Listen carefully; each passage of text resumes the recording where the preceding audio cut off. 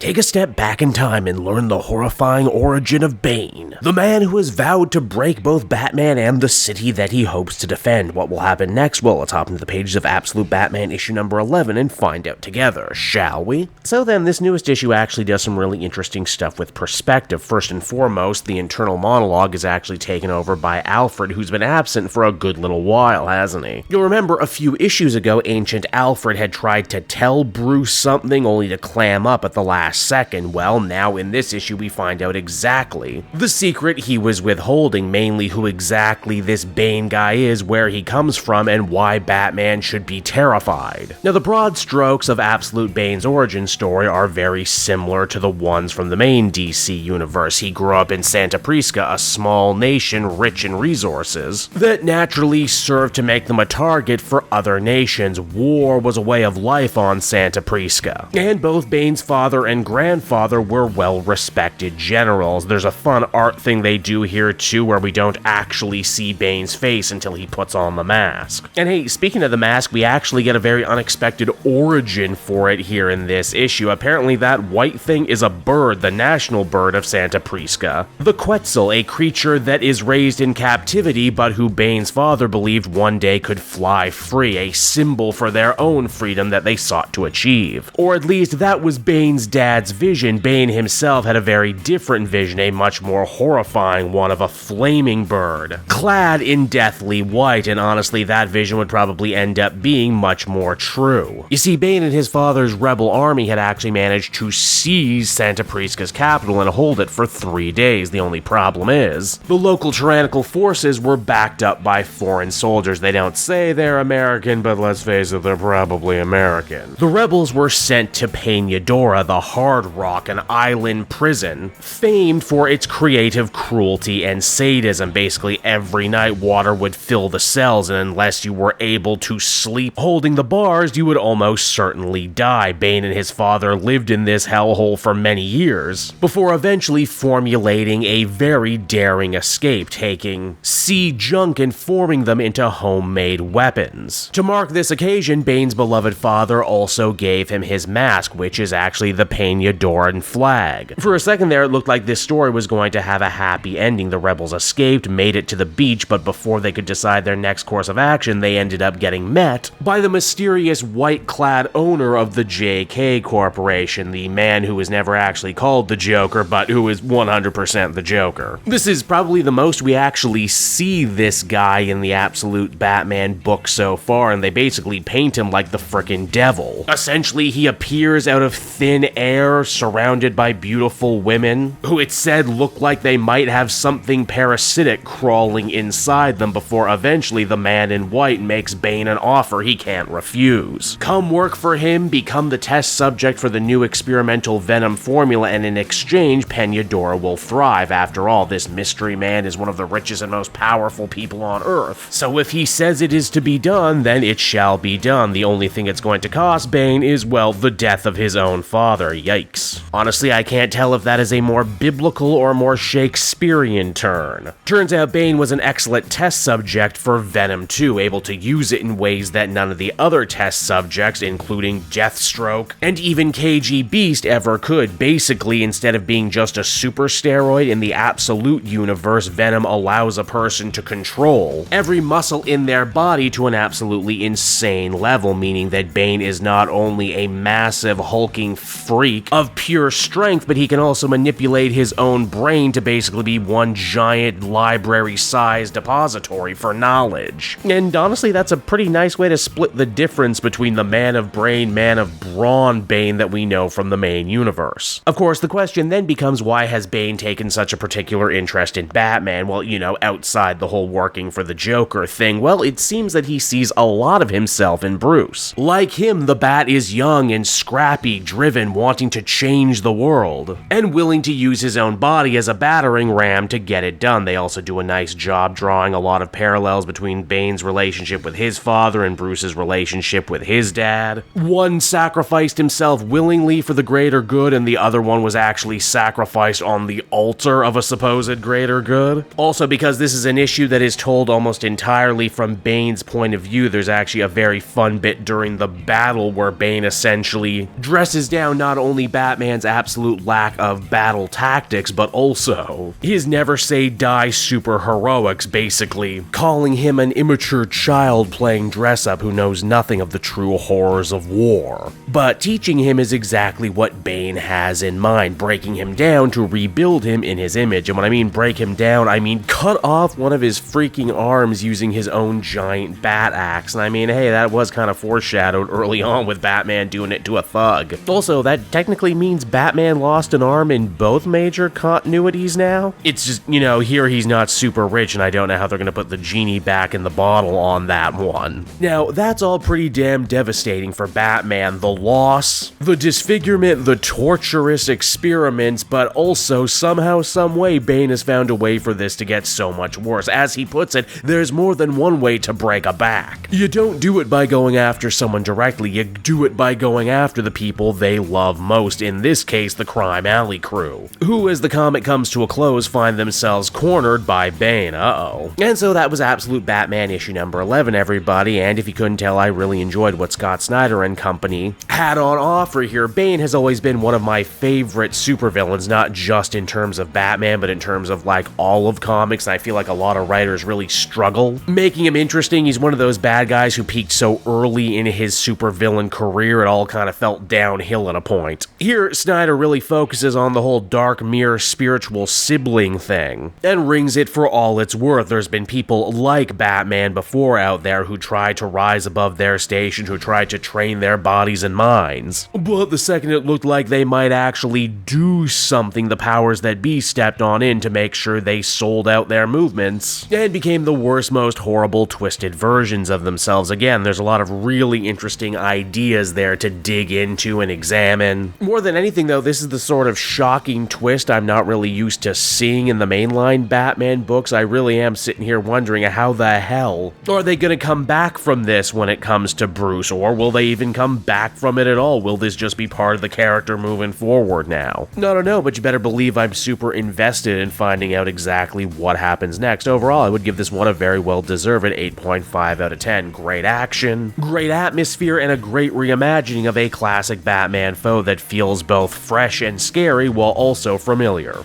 Hey there everyone, it's your pal Cape Joel again, and if you're seeing my face right now, that means you watched to the end of the video, and I'll always be grateful for that. Retention helps in this crazy YouTube game, and so does becoming a patron. If you head on down to the description, you can find a link to my Patreon page. Recently just redid all the tiers, a lot of cool stuff offering up there, exclusive commentaries, exclusive polls, behind the scenes concept art for Capes and Quest, that's the brand new D&D show I've started soon. Never been a better time to become a patron. You can become a patron for as little as $1 a month and help the channel grow and, you know, help me continue to deliver content like what you just saw. So I want to thank you all, and I will see you again next time. Bye-bye.